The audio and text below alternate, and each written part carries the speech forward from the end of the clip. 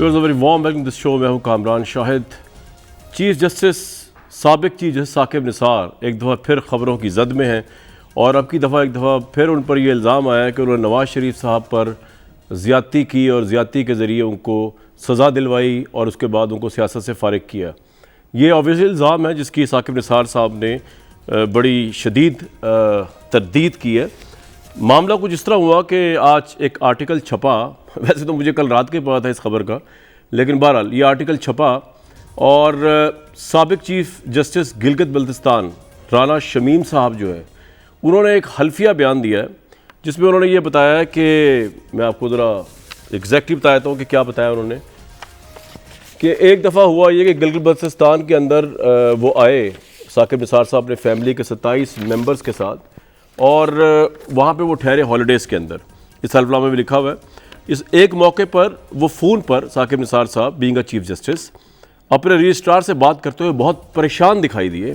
Registrar से high court के जज से और रजिस्ट्रार से साकिब निसार साहब ने हाई कोर्ट के एक जज से रब्ता करने का कहा। हमें नाम पता है जो मुबैना तौर पर, लेकिन मैं बता नहीं रहा हूँ कि मामला सब जुडिस है। साकिब निसार का जज से रब्ता हो गया। उन्होंने जज को बताया कि नवाज़ शरीफ और मरीम नवाज़ आम इंतखाबात के इनेकाद तक जेल में रहने चाहिए। ये साबिक चीफ जस्टिस गिलगित बल्तिस्तान राना शमीम साहब का बम्बार्ड किस्म का इंकशाफ है कि साकिब निसार साहब उस वक्त के चीफ जस्टिस ने एक जज से मुबैना तौर पर रब्ता करने के बाद ये कहा कि नवाज़ शरीफ और मरीम नवाज़ आम इंतखाबात के इनेकाद तक जेल में रहने चाहिए। जब दूसरी तरफ से यकीन दहानी मिली साकिब निसार साहब को तो फिर साकिब निसार साहब जो पहले परेशान थे पुरसुकून हो गए और चाय का एक और कप तलब किया। इस दस्तावेज़ के मुताबिक राना शमीम ने साकिब निसार को बताया कि नवाज़ शरीफ को जानबूझकर फंसाया गया है, जिस पर साबिक चीफ जस्टिस साकिब निसार ने कहा, राना साहब पंजाब की केमिस्ट्री गिलगित बल्तिस्तान की केमिस्ट्री से मुख्तलिफ है। ये ओथ कमिश्नर के सामने 10 नवंबर 2021 को बयान दिया गया है जिस पर साइन हुए हुए हैं। मेरे सामने स्टेट पर ओथ भी मौजूद है। इस बयान के ऊपर फौरी तौर पे इसको सियासी करने के लिए प्राइम मिनिस्टर साहब सबसे पहले खुल के सामने आए और उनकी तरफ से ये बयान आया कि मुस्लिम लीग नून अदालतों पर असरअंदाज होने के हवाले से अपनी तारीख रखती है। मुस्लिम लीग ने हमेशा रियासती अदारों पर हमला किया। सियासी माफियाज अपने केसेस से बचने के लिए किसी भी हद तक जा सकते हैं। वैसे प्राइम मिनिस्टर से पलट के सवाल ये करना चाहिए कि जनाब आपने अभी तक इन माफियाज को पकड़ने के लिए क्या किया, जिनको आप माफिया कहते हैं। एक को आपने रेड कारपेट दे के बाहर भेज दिया और बाकियों के आ गया वैसे ही बेबस है, मतलब शुगर एटसेट्रा। शहजाद अकबर साहब भी मैदान में उतरे जिन्होंने कहा इस प्लान के पीछे मुस्लिम लीग नून है। बयान हल्फी का मकसद मुस्लिम लीग नून के कायदीन के खिलाफ केसेस को मुतराज़ा बनाना है। और तो और बैरिस्टर अली ज़फ़र भी पीछे ना रह सके और फ़रत जज्बात पर उन्होंने भी कहा कि अदालती कार्रवाई पर असरअंदाज होने पर तौहीन अदालत बनती है। पूछे कोई इन तीनों से, कोई प्राइम मिनिस्टर से लेकर बैरिस्टर अली ज़फ़र साहब तक, भाई आपको पता है हक़ाइक़ क्या है? ये हो सकता है झूठ हो, इल्ज़ाम हो, लेकिन ये भी हो सकता है कि ये सच हो। इसका फैसला तो अब इस्लामाबाद हाई कोर्ट करेगा, जहाँ पे कल पेशी पे उन्होंने अंसार अब्बासी साहब को भी बुला लिया जिन्होंने खबर ब्रेक की है। उन्होंने साकिब निसार साहब को भी कायमा कमेटी ने भी बुला लिया है और उनको भी बुला लिया हुआ है। जस्टिस साहब जो राना साहब जो हैं उनको भी बुला लिया साबिक जो थे। तो वो दूध का दूध पानी का पानी वहाँ पे हो जाएगा। आपको किस तरह पता है कि ये अदलिया पर हमला है या हमला नहीं है? जब आप बिला वजह के इस तरह की पॉलिटिकल स्टेटमेंट देते हैं, लगता है कि आपका अपना कोई इंटरेस्ट है जिसको ठेस पहुँची है या आपका कोई इंटरेस्ट है, आपको इस पर बात ही नहीं करनी चाहिए। बहरहाल जो सवाल मेरे जहन में गूंजा ये तमाम चीज़ें देख के, तो इस वक्त दो चीज़ें चल रही हैं। एक नैरेटिव है नून लीग का, वो कह रहे हैं कि हमारे लीडर को जो है वो जजों ने मिलकर जो है किसी के इशारे पर इमरान खान साहब के साथ मिलकर कॉन्स्पिरेसी कर करप्शन का नाम लेकर अकामा एटसेट्रा पे निकाल दिया, वो बेगुनाह है। दूसरा पॉइंट ऑफ व्यू ये है, अगर इंसाफ की बात की जाए, कि एक बहुत ही वेल रिस्पेक्टेड चीफ जस्टिस साबिक साकिब निसार साहब के खिलाफ एक मेलाफाइडा कंपेन चल रही है और उसके अंदर जो है वो नून लीग वाले अपनी मजलूमियत की तस्वीर पेश करने के लिए जुडिशरी पे भी हमलावर हो रहे हैं और साकिब निसार साहब की ज़ात पे हमलावर हो रहे हैं। साकिब निसार साहब को जितना ज़ाती तौर पे जानता हूँ, बड़े हम्बल आदमी हैं, बड़े अच्छे, बड़े क्रेडिबल जज रहे हैं, बड़े अवामी जज रहे हैं। उन्होंने हॉस्पिटल से लेकर पता नहीं कहाँ तक अवामी छापे नहीं मारे और इस कॉन्टेक्स्ट में उनका नाम तारीख में एक रकम रहेगा कि उन्होंने बड़ा एक्टिव जुडिशलिज्म किया जिस पर लोग उनको दुआएँ भी देते थे। ये दो पर्सपेक्टिव है जिसने साकिब निसार साहब को कंट्रोवर्शियल कर दिया है। जुडिशरी को उस ज़माने की कंट्रोवर्शियल करने की कोशिश की गई है और नवाज शरीफ साहब तो खैर वैसे ही कंट्रोवर्शियल हैं। मेरे साथ जो लोग मौजूद हैं, हसन खावर साहब, सैयद सद्दीक मलिक साहब, नाज बलोच साहिबा, और हमें ज्वाइन किया है हमारे इंटरनेशनल मीडिया के हेड जो है जनाब अज़हर जावेद साहब ने। अगर मैं लंदन से पॉइंट ऑफ व्यू ले लूँ, सबसे पहले तो अज़हर जावेद साहब, ये एक मेलाफाइडा कंपेन है अगेंस्ट जुडिशरी नून लीग की तरफ से। Would you agree to that? क्या है ये आपके नज़दीक? कामरान शाह, ये तो अब क्योंकि हाई कोर्ट ने भी नोटिस लिया है, वो सर्टन करेंगे। हमारा काम था रिपोर्ट करना और चीजें जो सामने आ रही हैं। अब तक की जो सिचुएशन है वो ये है कि मैं ये बता सकता हूँ कि जस्टिस राना शमीम साहब 9 नवंबर को अमेरिका से लंदन आए थे। लंदन आके वो एक दिन के लिए रुके और 10 तारीख को उनका ये बयान जो है, ये नोटरी पब्लिक के सामने, जो कि एक सॉलिसिटर होता है, उसके सामने जाके उन्होंने अपना रिकॉर्ड करवाया। रिकॉर्ड करवा के अमेरिका से लंदन आए थे तो उन्होंने क्या नवाज शरीफ साहब से मिले थे आके? इसकी अभी तक कंफर्मेशन नहीं हुई कि वो नवाज शरीफ साहब से मिले हैं कि नहीं, लेकिन ये कंफर्मेशन है कि वो चार्ल्स जो सॉलिसिटर हैं उनसे मिले हैं और अपना बयान रिकॉर्ड किया। वो 2019 से हसन नवाज से राब्ते में थे। हसन नवाज से उनकी बात हुई थी पहली दफा, जिसमें उन्होंने इस बात का इजहार किया था कि ये मामला हुआ और मैं इसमें गवाही देना चाहता हूँ, ये बात सामने लाना चाहता हूँ। उस हसन वक्त नवाज से राब्ते में थे 2019 से, तो अब ये कौन सी टाइमिंग चूज की उन्होंने 2021 में इस मौके पे सामने बाहर आने के लिए? टाइमिंग आपके सामने है। बहुत सारी चीजें जो हैं वो इस वक्त जो आप इस्लामाबाद में देख रहे हैं कि जो कशमकश चल रही है, मेरा ख्याल है इस वजह से ये टाइमिंग सूट की गई, क्योंकि 17 तारीख को केस भी लग रहा है मरियम नवाज साहिबा की अपील का। उसके बाद नवाज शरीफ साहब की अपील भी है। तो एक और चीज मैं बता चलो, ये तो अभी एक पहला है केस है, अभी और तैयार हैं, और भी चीजें आ रही हैं, और उनमें जो जैसे साकिब निसार मतलब साहब और भी इससे भी ज्यादा धमाका खेज चीजें हैं। ये साकिब निसार साहब को मिलाइन करने की कोशिश तो नहीं है? अजहर भाई बता दें मुझे, मैं परेशान हुआ हूँ कल रात से। आप परेशान ना हो, आप अगले प्रोग्राम की तैयारी करें। अच्छा। क्योंकि उसमें जो ये तो एक रिटर्न थी, उसमें वीडियोस भी आ रही हैं, और जिसमें साकिब निसार साहब के हवाले से जो मुबैना इल्जाम है वो इससे भी बड़े संगीन इल्जाम लग रहे हैं। और ये वीडियोस भी तकरीबन हतमी मराहल में, जैसे मैंने आपको पहले भी बताया, मतलब एडिट हो रही हैं लंदन में ही?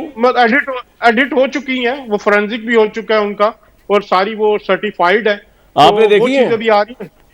नहीं, मैंने देखी नहीं, लेकिन उनका टेक्स्ट मुझे मालूम है, वर्ड टू वर्ड टेक्स्ट मालूम तो क्या है, बहुत डैमेजिंग है? साकिब निसार साहब के लिए डैमेजिंग है या जुडिशरी के लिए, या किसके लिए डैमेजिंग है? इमरान खान साहब किसके लिए? साकिब निसार साहब का डायरेक्टली नाम है, उसमें भी उन पे इल्जामात है, जो कि इल्जामात ही है, जब तक वो साबित ना हो जाए। तो एक दफा फिर एक बड़ा धमाका होगा, इससे भी बड़ा धमाका होगा, क्योंकि ये तो एक हाई कोर्ट के जज जो थे उन्होंने किया, तो इस तरह का एक और होगा जो वीडियो एविडेंस होगा। तो मेरा ख्याल है कि ये ना चीज रुकने वाला, क्योंकि अब मैं समझता हूँ, या मैंने देखा, या मेरे सोर्सेज कहते हैं कि नून लीग ने फ्रंट फुट पे जाने का जो फैसला किया है वो हो गया, इससे रुकना नहीं। मैं आप मेरे साथ रहिएगा, इसी फ्रंट फुट पे रहिएगा। सदीक मलिक साहब, ये तो खैर हम रिपोर्ट कर रहे थे अजहर जावेद साहब, लेकिन मुझे तो बड़ा शक पड़ रहा है कि आप बेसिकली नवाज शरीफ साहब को मासूम साबित करने के लिए रिस्पेक्टेड जुडिशरी और साकिब निसार साहब जैसे क्रेडिबल चीफ जस्टिस जो रहे हैं उनके ऊपर आपने एक मेला फाइडा कंपेन शुरू कर दी है, एक मिलिशियस कंपेन शुरू कर दी है, और आप कह रहे हैं खुद तो हम डूब ही गए, खुद तो नाहल हो ही गए, अब इनको भी किसी काम करना छोड़े। भाई ये ना करें, इस मुल्क में इदारों को बाकी रहने दें, इंसाफ के तराजू की इज्जत और अजमत को समझें। मुसद्दिक मलिक साहब। जी कामरान साहब, आप बिल्कुल ठीक कह रहे हैं। ये ज़रा एको थोड़ी सी प्लीज़ काइंडली बंद करवा दें, वरना बात भाई इनकी एको बंद कराओ। देखें जी बहुत शुक्रिया। देखें, अगर आप किस किस की बात को झुटलाएंगे? आप जस्टिस सिद्दीकी ने जो लंबा चौड़ा बयान दिया था उसको झुटलाएंगे, या जस्टिस अरशद मलिक साहब ने जो उन्होंने बयानात दिए थे या उनकी वीडियोस सामने आई थी उनको झुटलाएंगे, या आपके प्रोग्राम में आपको याद होगा परवेज़ मुशर्रफ साहब ने एक बड़ा बुलंद दावा किया था जिसमें उन्होंने कहा था कि जुडिशरी पे असरअंदाज, मेरे ही प्रोग्राम में कहा था, हमने कुछ फैसले करवाए थे। तो जी आपके प्रोग्राम में बड़े बड़े इंकशाफात होते हैं। हमारे मुंह से भी मुझे ख़तरा है किसी दिन कुछ निकल ना जाए, बड़ा मैं गार्डेड आता हूँ आपके प्रोग्राम में, लेकिन फिर भी कोई ना कोई बात आप निकलवा लेते हैं। तो बात यह है कि जब आप इसको एक सीक्वेंस में देखें, चाहे और आप शुरू हो जाए नुसरत भुट्टो साहिबा के केस से, या वो पुराना जो जस्टिस मुनीर वाला जो फैसला था वहाँ से शुरू हो जाएं, अगर आप ज़्यादा पीछे ना जाए, इधर आ जाए। अभी इस बयान का क्या मकसद है मुसद्दिक भाई? एक इदारे, 2-3 इदारे रह गए, अफवाज पाकिस्तान का वही, और एक जुडिशरी का, उसका पीछा छोड़ दें। मैं तो आपको ये रिक्वेस्ट कर सकता हूँ। जी मैं भी पीछा छोड़ना चाहता हूँ, इसी वजह से जुडिशरी के अब ये जो जस्टिस सिद्दीकी हैं ये कोई सियासतदान तो नहीं थे ना जी, इनका हमसे तो कोई ताल्लुक़ नहीं है। और ये जो अभी चीफ़ जस्टिस गिलगित बल्तिस्तान है इनका भी हमसे कोई ताल्लुक़ तो नहीं, ये तो जुडिशरी के चीफ़ जस्टिस साहब हैं। अगर आप उनको मोहतरम जानते हैं तो फिर वो ये इल्ज़ामात लगा रहे हैं। तो मोहतरम रिटायर्ड चीफ़ जस्टिस साहब इल्ज़ाम लगा रहे हैं, तो अब कल वो सामने आएंगे तो कुछ तफसीलात जो हैं वो अंडर ओथ खुदा को हाजिर नाजिर जान के कुरान पे हाथ रख के बताएंगे कि उनकी क्या गुफ्तगू हुई या उनके सामने क्या गुफ्तगू हुई। बिल्कुल इसी तरह का एक ओथ है, आपके पास शायद होगी वीडियो उनकी सिद्दीकी साहब की, वो भी हम में से नहीं थे, वो भी एक अदालत के तो आप इससे निकालना क्या चाह रहे हैं? मतलब आप ये चाह रहे हैं कि 17 नवंबर को जो मरियम नवाज साहिबा की पेशी हो उसमें आप ये साबित कर दें जस्टिस सिद्दीकी साहब और राना जो है राना शमीम साहब इनकी स्टेटमेंट के ज़रिए कि जी ये सारा कुछ जो है ये केस गलत हुए थे। आपको लगता है कि केस के मेरिट के ऊपर ये इसकी सुनवाई भी होगी, ये काबिल एडमिसिबल भी होगा, इसमें आपको कुछ फ़ायदा भी होगा? आपने कोई मशवरा किया किसी लॉयर से, या बिला वजह का ये एक खड़ा किया जा रहा है इतना बड़ा स्कैंडल जुडिशरी के ऊपर? जी, ये तमाम सवालात तो आपको उन जस्टिस साहब से पूछने चाहिए जिन्होंने ये इल्ज़ामात लगाए हैं, ये एफिडेविट दिए हैं। आपको चाहिए कि आप उनका बीपर ले लें, फ़ोन बीपर ले लें और उनसे पूछें कि वो ये तमाम चीज़ें जो सामने लेकर आ रहे हैं और यके बाद दीगरे एक के बाद एक जो हाई कोर्ट के जज हैं वो ये बयानात सामने लेकर आ रहे हैं, तो वो आखिर क्यों लेकर आ रहे हैं ये तमाम बयानात। और मैंने पुरानी तारीख़ का हवाला इसलिए दिया जी कि उस पस मंज़र में जब आप देखें तो आपको तमाम चीज़ें जो हैं वो नसीम हसन शाह साहब का जो एक बड़ा पॉपुलर बिल्कुल ठीक है, वो भी है, मौलवी मुश्ताक हुसैन साहब भी हैं, वो ठीक आप कह रहे हैं, जैसे आनंद हक साहब भी, तो अगर आप ठीक है वो आप सही कह रहे हैं। तो बस उस तारीखी पस मंज़र में, लेकिन मुझे एक बात समझ नहीं आई सर, मुझे एक बात समझ नहीं आई कि जब जुडिशरी जो है जो जजेस रिटायर होकर आपके हक में एफिडेविट दे रहे हैं वो तो जजेस ठीक है, और उनके साथ कोलीग्स ने जो वो भी उतनी क्रेडिबल जजेस हैं, उन्होंने आपके जो लीडर हैं उनको डिस्क्वालीफाई किया, पहले कामा पे फिर नीचे दूसरे मामलात पे, वो आप मानने को तैयार नहीं है। जस्टिस गुलजार आपके लिए जो है वो रिस्पेक्टेबल नहीं है, कोसा साहब रिस्पेक्टेबल नहीं है, इतने लर्नड जजेस थे, लेकिन जो आपको सूट कर रहे हैं रिटायर्ड जजेस वो आपके लिए जो है वो काबिल फ़हम है और काबिल सताइश है, ऐसे ही है?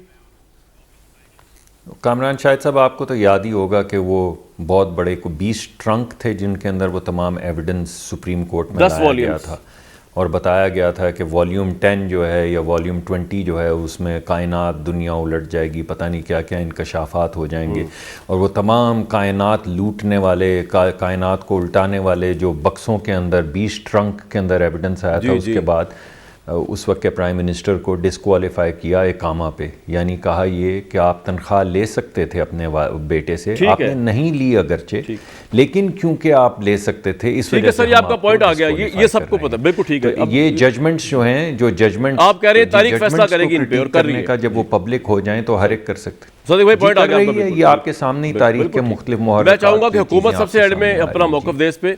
नाज बलोच साहिबा, आप बाय करती हैं मुसद्दिक मलिक साहब की स्टोरी को कि जनाब ये जजेस जो हैं अब वो रिटायर्ड जजेस कफ़ारा अदा करने पे आ गए हैं, गलतियां मान रहे हैं, अपनी माफ़िया मांग रहे हैं और एफिडेविट दे रहे हैं, अपने नफ्स से मुतमइन्ना कर रहे हैं, अपने ज़मीर को मुतमइन कर रहे हैं?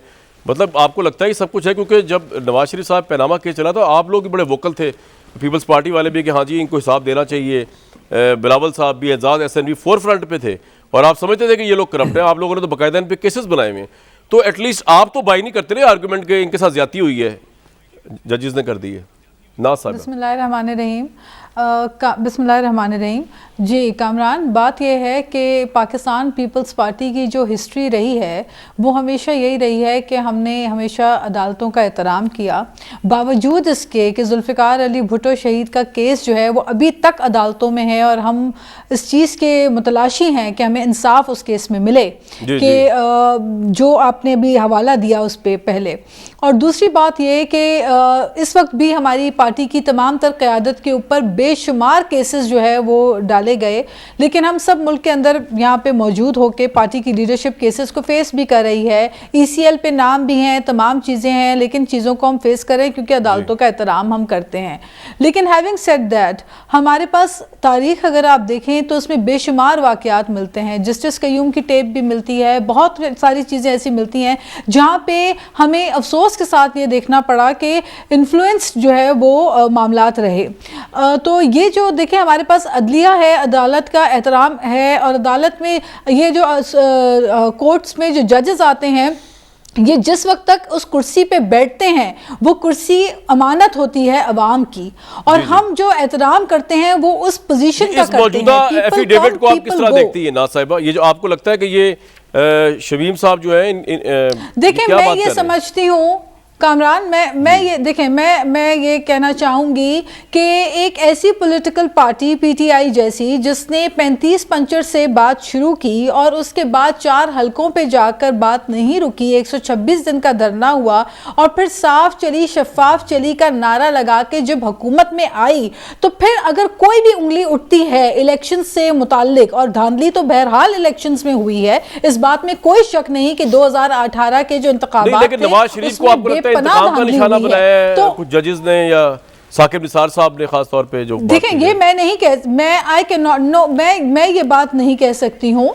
ये जो मामला आज उठा है इसके ऊपर यकीनी तौर पे तहकीकात होगी और मामला सब जुडिस है, इस पे मैं कोई कमेंट नहीं करना चाहूँगी, लेकिन मैं आपको एक अहवाल बयान कर रही हूँ कि इस बात में हकीकत है कि इलेक्शंस में बहरहाल आपको लगता है कि अगर ये कॉन्स्पिरेसी थी तो इसमें इमरान खान साहब मिले हुए थे नवाज शरीफ साहब के खिलाफ?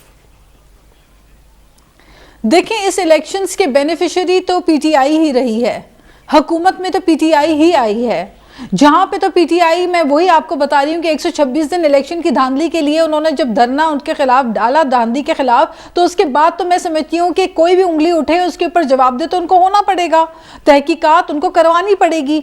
मगर मामला जो है वो इस नहज पे पहुंच चुके हैं कि इस वक्त इस हुकूमत के ऊपर तो एतबार किसी का नहीं रहा, सो मच सो कि इनके अपने इत्तेहादी इनसे जॉइंट सेशन तक नहीं हो पा रहा।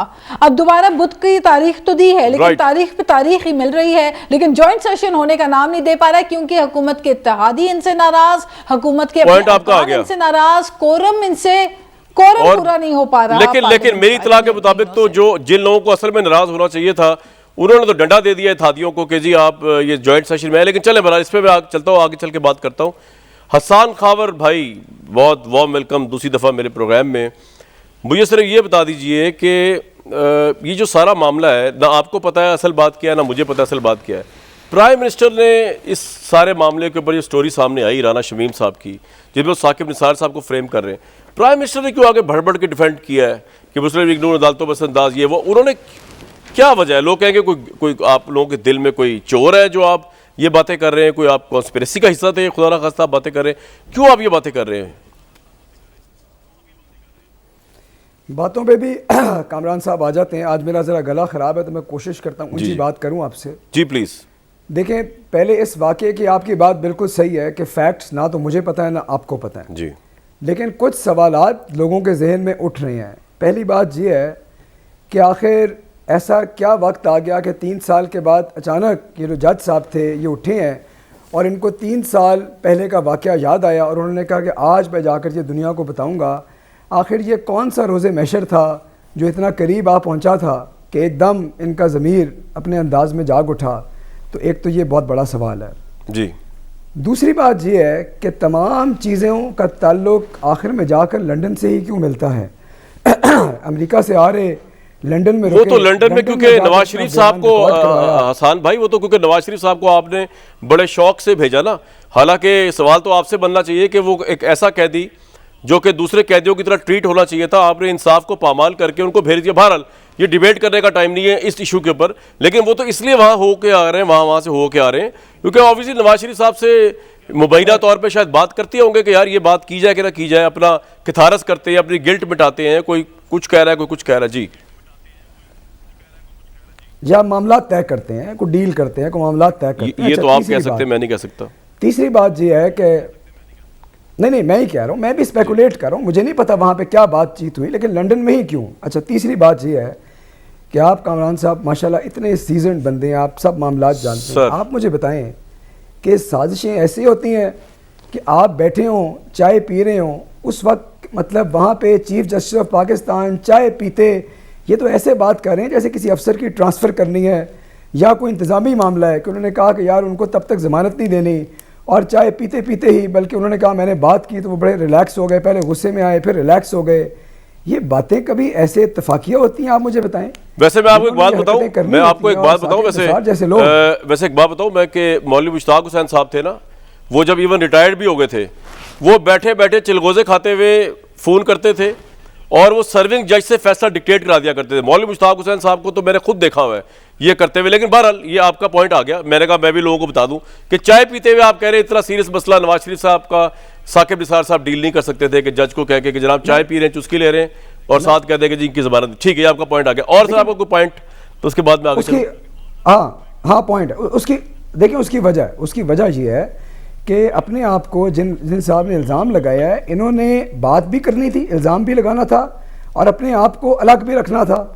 अब आप मुझे बताएं कि ये बातें आप किसी विजिटर के सामने करेंगे जो वैसे ही चाय पीने आया है, तो मेरे ख्याल में इन्होंने एक जो है ना इल्ज़ाम तलाशी की है, किरदार कशी की है। लेकिन एक बात बताइए हसन साहब, अगर ये जिस तरह के स्टेटमेंट्स आ रही हैं, आपको लगता नहीं है कि नवाज शरीफ का पूरा केस कंट्रोवर्शियल हो चुका है? कंट्रोवर्शियल से मुराद ये कि जस्टिस जिसको बियॉन्ड रीजनेबल डाउट और साफ शफाफ होना चाहिए, उस शीशे में अदल के एक बहुत बड़ी खराश आ चुकी है, वो कभी भी टूटने वाला है। और नवाज शरीफ की तो हिस्ट्री यही है कि 2009 में भी वो जब आए थे तो उन्होंने अपने हिसाब से तो आज़ाद अदलिया, जिसके लिए आप भी बड़े खड़े हुए थे, उन क्रेडिबल जजेस ने उनको करार दिया कि इनके साथ ज्यादती हुई है, उनको बहाल कर दिया, नाअहलियत ख़त्म कर दी, उनकी पंजाब में गवर्नमेंट आई, फिर फेडरल में आई। आपको लग नहीं था कि अब ये हवा फिर चेंज हो गई है? आपकी अपनी पोजीशन भी ख़राब है, फेडरल में भी और पंजाब में भी सुना है ग्रुप्स बन गए हैं, पीटीआई के अपने धड़ों में ग्रुप्स बन गए। तो ये आपको लगता नहीं कि ये सारा मामला जो चल रहा है ये इस फैसले को कंट्रोवर्शियल हो जाएगा और आपके लिए बहुत बड़ा सेटबैक होगा कि नवाज शरीफ ना अहल से अहल हो जाएंगे और आपको कम्पीट करना पड़ेगा उनको? नहीं, if wishes were horses beggars would write. देखिए बात ये है कि कंट्रोवर्शियल करने की कोशिश की जा रही है। अब मैं उसमें एक बात और जो कह रहा था कि जिस जज की बात की गई, हम नाम नहीं लेते, जिस जज को उन्होंने फ़ोन लगाया, वो जज तो उस वक्त बेंच में ही नहीं था। उस जज को उन्होंने किस लिए फ़ोन लगाया? मतलब ये क्या, ये जरा देखिए ना कि उस जज का नाम क्यों लिया गया, ताकि कंट्रोवर्सी क्रिएट की जाए। आई एम श्योर जी, आई एम श्योर। अब रुक जाए उस वक्त नहीं थे बेंच। मुसद्दिक मलिक साहब, चाय पीते हुए इस तरह के डिसीजन नहीं हो सकते। ये जो आप जिनको रेफर कर करके आप तमगे लगा रहे हैं ना, अदलिया के खिलाफ दाग लगा रहे हैं, ये नहीं हो सकता भाई, सीधी सी बात है। ये तो फैब्रिकेट स्टोरी है बकौल हसन साहब के। मुझे हसन खावर साहब बड़ी एक मुदल्लल गुफ्तगू करते हैं, इस वजह से बड़े पसंद है और तल्ख कलामी भी नहीं करते। पिछली मरतबा भी इनके साथ मैंने प्रोग्राम एजुकेटेड आदमी है, बहुत अच्छा लगा। और आज जी एजुकेटेड आदमी बिल्कुल, और आज भी आप अपनी गुफ्तगू जो है वो अच्छी कर रहे हैं। मगर जिस तरह आज उन्होंने एहतराम में किसी जस्टिस का नाम नहीं लिया और कहा कि जिन जस्टिस साहब का, काश यही एहतराम फ़ाइज़ ईसा साहब का भी किया जाता, तो फिर क्या बात थी। यानी कितनी प्रेस कॉन्फ्रेंसेस की नाम ले के फ़ाइज़ ईसा साहब की, और उस वक्त नहीं आपको लगा कि जजों की तज़लील हो रही है या किसी जज का आप वक़ार जो है वो मजरू कर रहे हैं। लेकिन मुझे ये खुशी हुई कि कम अगर हमारे वफाकी जो तर्जुमान हैं वो जजों का नाम ले के खाक धूल उनकी उड़ाते भी हैं। पागल भी कहा है हमारे तर्जुमान ऐसा नहीं कर रहे, कम अज़ कम जजेस को पागल भी कहा जी मैं वो तमाम अल्फाज। अच्छा, मेरे सवाल का जवाब वो कह रहे हैं कि ये तो प्लानिंग है सारी, लंदन में बैठ के प्लानिंग हुई है नवाज शरीफ साहब के साथ, और ये आप टाइमिंग भी देखिए गलत है। चाय पीते हुए साकिब निसार क्यों इतना बड़ा ये काम करेंगे? इस तरह का लॉजिकली बात हो रही है। मैं इस बारे में आपको क्या कह सकता हूँ जी। मैंने पहले भी अपने सेगमेंट में यही कहा है कि यही सवाल आप पूछिए कि वो आपने ज़मीर, इन्होंने कहा कि ज़मीर जाग गया, ज़मीर अभी इत्तेहादियों का जाग गया, तो क्यों जाग गया? कभी इत्तेहादियों का, इनकी जो पार्टी के इत्तेहादी हैं उनका ज़मीर जाग जाता है, कभी ज़मीर नहीं जागता। बिल्कुल इसी तरह अब आप सोचिए कि जो पुराने, मैं बार बार क्या रेफरेंस दूं, जस्टिस सिद्दीकी हों या अरशद सर, ये पॉइंट आ गया, मुझे आगे लेके जाना है मौजू को, ब्रेक का काफ़ी देर से कहा जा रहा है, मौजू में आगे ये लेके जाना चाह रहा हूं। ये है जी सवाल क्या बताएं जी। सवाल यही उठता है कि ये आप सिर्फ टाइमिंग की बात कर रहे हैं या तमाम जो डॉट्स हैं उनको आप जोड़ें। ठीक है सर, आपका पॉइंट आ गया, लेकिन उससे भी बड़ा सवाल जो उठता है ना आज प्रोग्राम में मुसद्दिक भाई, वो ये है कि बेसिकली हुकूमत के हवाले से एक बड़ी खबर चल रही है इस्लामाबाद के अंदर कि ये चेंज होने वाली है, अर्ली इलेक्शन होने वाला है, पंजाब में की गवर्नमेंट जाने वाली है, सेनेट का चेयरमैन जाने वाला है, फेडरल में चेंज आने वाली है। वैसे पंजाब में अगर चेंज आ गई फिर तो फेडरल में क्या करेंगे प्राइम मिनिस्टर, अगर ऐसा हो जाता है। इस पर भी जरा जानने की कोशिश करेंगे इत्तेहादी कहाँ खड़े हुए, और लंदन का जो बार बार जिक्र हो रहा है, जिस तरह अजहर जावेद साहब ने पहले भी मुझसे एक दफ़ा बात हुई, कहा कि जी अब तो सारे मुज़ाकरात और सारे सियासी मामलात की कुंजी जो है वो नवाज शरीफ के हाथ में है, लोग उनसे बैकडोर राब्ते कर रहे हैं। ये बड़ी अमेजिंग बात है अगर ऐसा हो रहा है। ये भी अजहर साहब जानने की कोशिश करेंगे, और ऑब्वियसली नाज बलोच साहिबा और हसन साहब तो हैं हमारे साथ। एक ब्रेक के बाद welcome back to the show. Azhar Javed sahab, London क्या जुडिशरी या साकिब निसार साहब के ऊपर साजिशों का हेडक्वार्टर बन गया, जो हसन खाफर साहब कह रहे हैं कि हर इस तरह का जो खबर है, हर इस तरह की मेल मुलाकात और डीलिंग वहाँ तय हो रही है। और दूसरा ये भी बता दीजिए कि क्या नवाज शरीफ जो है, आपका ट्वीट में पढ़ रहा था, क्या उनके हाथ में इस वक्त पॉलिटिकल चेंज है पाकिस्तान में और होने जा रही है प्रीमेच्योरली? कामरान साहब, लंदन तो मेरा ख्याल है कोई पहली दफा नहीं है। लंदन में तो यहाँ पे लंदन प्लान भी बना, जो नवाज शरीफ के खिलाफ कहते हैं, जो सारी चीजें वो भी यहीं से हुई। जुल्फ़िकार अली भुट्टो साहब के बाद से ये चीजें लंदन अहम रहा है सियासत की वजह से, क्योंकि यहाँ पे जरा आज का बताए ना, आज कुछ साजिशों का गढ़ बन गया है कि सियासत का गढ़ बन गया है या तब्दीली लाने का गढ़ बन गया है? भाई क्या बन गया है लंदन? बिल्कुल ये साजिशों का गढ़ तो नहीं, लेकिन क्योंकि नवाज शरीफ साहब यहाँ बैठे हैं तो जाहिर बात है पॉलिटिकली लोग इनसे यहाँ पे ही राब्ते कर रहे हैं। और नवाज शरीफ साहब यहाँ पे मुकम्मल एक्टिव है। अभी पीडीएम की मीटिंग में भी वो यहीं से शरीक हुए। यहाँ पे जो आर्मी हेडक्वार्टर है मुस्लिम लीग नून का, वहां पे बैठ के वो सारे फैसले भी कर रहे हैं। और इस वक्त जो मैंने पहले भी बताया कि अभी लॉन्ग मार्च का जो अभी फैसला होने जा रहा है, जो तमाम अहम पार्टी लीडर्स हैं, मौलाना फजल रहमान हो या दूसरी पार्टीज के लीडर या जिससे भी राब्ते करने, वो यहीं से साबिक वजीर आजम के पास बहुत सारी चीजों का इख्तियार है, वो फाइनल फैसला करेंगे। क्योंकि मुस्लिम लीग नून का एक अहम रोल इस वक्त पार्टी जो पॉलिटिक्स है उसमें है। और ये भी मैं बताता चलूं कि मुस्लिम लीग नून के जो कायद हैं साबिक वजीर आजम नवाज शरीफ साहब, यहाँ पर उनकी आइंदा हफ्ते में कुछ और अहम मुलाकातें भी मुतवक्के हैं। कुछ लोग पाकिस्तान से भी आ रहे हैं और यहाँ पे भाई कोई पीटीआई के लोग तो नहीं आ रहे? मैंने मेरा ख्याल है जब आपको एक बात बताई थी कि 20 के करीब एमएनएज जो हैं वो राब्ते में है, तो इस वक्त शायद इस खबर का मजाक उड़ाएगा, लेकिन लास्ट जो सेशन हुआ उसमें जब वो नहीं हो पाया तो आपको पता पीछे क्या था। तो राब्ते जारी हैं, यहाँ पे बहुत सारे लोग टिकट 20 एमएनएस पीटीआई की आप कह रहे हैं कि है कि राब्ते में नवाज शरीफ साहब से? जी बिल्कुल राब्ते में है, और वो मुख्तलिफ तरीकों से वज़रा भी राब्ते में है। ठीक है, पॉइंट आ गया आपका। जो एक बात सिर्फ कहना चाहूंगा कि वज़ीर आज़म साहब जो है वो मगरब की मिसाल देते हैं। अगर ये किस तरह का केस मगरब में आता जस्टिस का, कि किसी जज के खिलाफ कोई चीज आती, तो ये केस वैसे ही खत्म हो जाता। मेरी अभी एक वकील से भी बात हुई थी जो बड़े सीनियर वकील है, उनका ये कहना है इसके बाद यहाँ पे कोई किसी किस्म का ट्रायल ना स्टैंड हो सकता है। अगर आप मगरब की मिसाल लेना चाहते, नवाज शरीफ के खिलाफ कोई ट्रायल नहीं हो सकता। इन एफिडेविट्स की बुनियाद पर राना शमीम साहब ने और सिद्दीकी साहब ने दिए, जस्टिस रिटायर्ड ने, और अरशद मलिक की वीडियोस हैं उसके। अगर ये मगरब में होता, और अरशद मलिक की वीडियोस भी आपने कहा है कि आने के चांसेस हैं। नाज बलोच साहब, मैं थोड़ा सा मुख्तलिफ सवाल आपसे करूंगा कि इस वक्त पोजीशन क्या है? क्या सेनेट के चेयरमैन को चेंज करने के लिए नवाज शरीफ और जरदारी साहब, नवाज शरीफ साहब के दरमियान एग्रीमेंट हो गया है? क्या पंजाब गवर्नमेंट को चेंज करने के लिए कोई बातचीत होगी? क्या लॉन्ग मार्च के लिए कोई आपको इन्फॉर्मेशन है इस हवाले से? किस हद तक प्रॉप इशू चल रहे हैं इस वक्त गवर्नमेंट के खिलाफ? क्या पोजीशन है अपोजिशन की? देखें, पोजीशन तो हुकूमत की डामाडोल है और पोजीशन इतनी ज़्यादा ख़राब है कि इस वक्त कोरम, आप यकीन कीजिए कि लगातार पे दर पे, ये एक सेशन का अहवाल नहीं बता रही मैं आपको, मुस्तकिल ये 6 माह से जो सेशंस चल रहे हैं इसमें कोरम ही पॉइंट आउट नहीं होता, कोई एजेंडा कंप्लीट नहीं होता, बिजनेस कंप्लीट नहीं होता, प्राइवेट मेंबर डे पूरा नहीं चल पाता, क्वेश्चन आवर पूरे नहीं हो पाते। इससे ज़्यादा बेबस पार्लियामेंट हमने कभी नहीं देखी। और फिर ऐसे में आप देख रहे हैं कि आज अचानक से एक हमदर्दी दोबारा हुकूमत को जाग उठी, फिर दोबारा काफ लीग के वज़राओं को जो है उनको फंड्स तरक्याती मद में दिए जा रहे हैं। दोबारा अभी मैं टिकट देख रही थी, अरबों रुपए के फंड्स जो है वो दिए जा रहे हैं। क्या यही तरीका चलाना है? क्या इस तरीके से इन्होंने जमहूरियत के नाम पे हुकूमत करनी है? और क्या इसी तरह जमहूरियत के नाम पे इन्होंने आमरीत करनी है? तो ये सिलसिला देर पार नहीं चल सकता।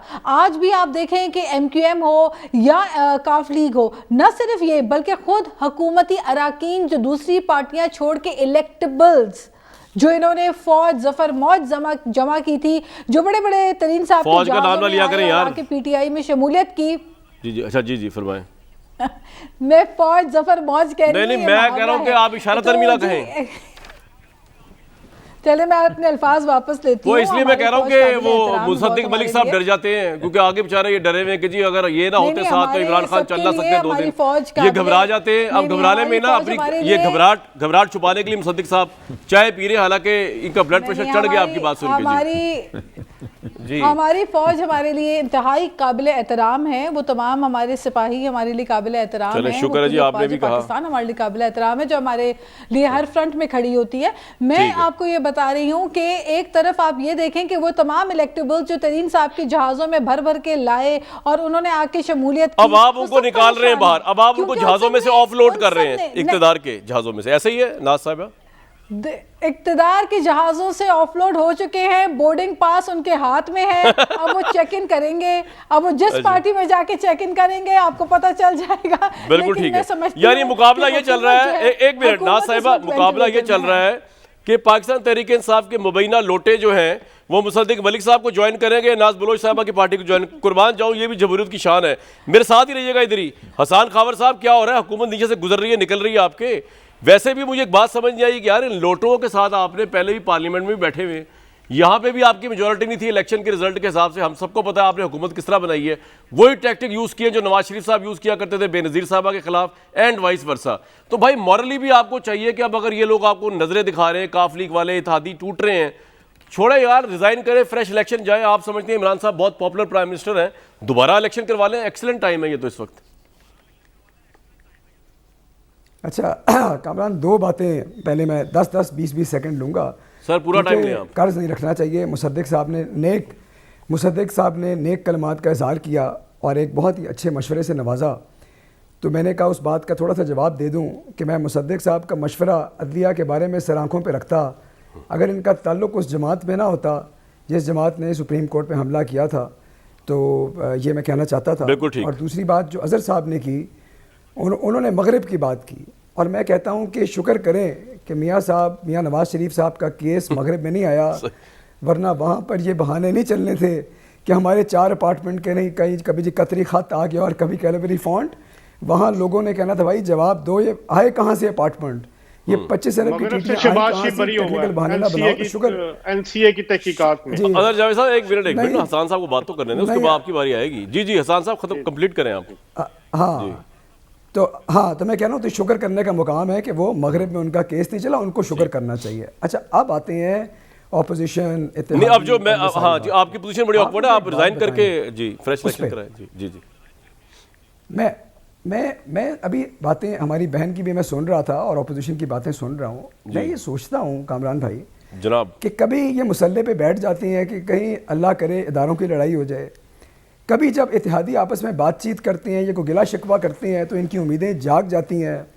कभी ये पीटीआई के एमएलएस की बात करते हैं कि वो हमारे पास आ जाएं, कोई काम खुद भी कर लो। मतलब आप ऑपोजिशन भी है, कभी आप भी इकट्ठे हो जाएं, कभी आप भी मिल के कोई काम अपने सर भी ले लें, या हमेशा आपने उम्मीदों पे ही रहना है कि कहीं लड़ाई पड़ेगी तो हमारी लॉटरी निकलेगी। मेरा ख्याल है सवाल तो इनसे ये पूछने वाला है कि ये किस उम्मीद पे बैठे हैं। राइट, किस उम्मीद पे बैठे हैं मुसद्दिक मलिक साहब?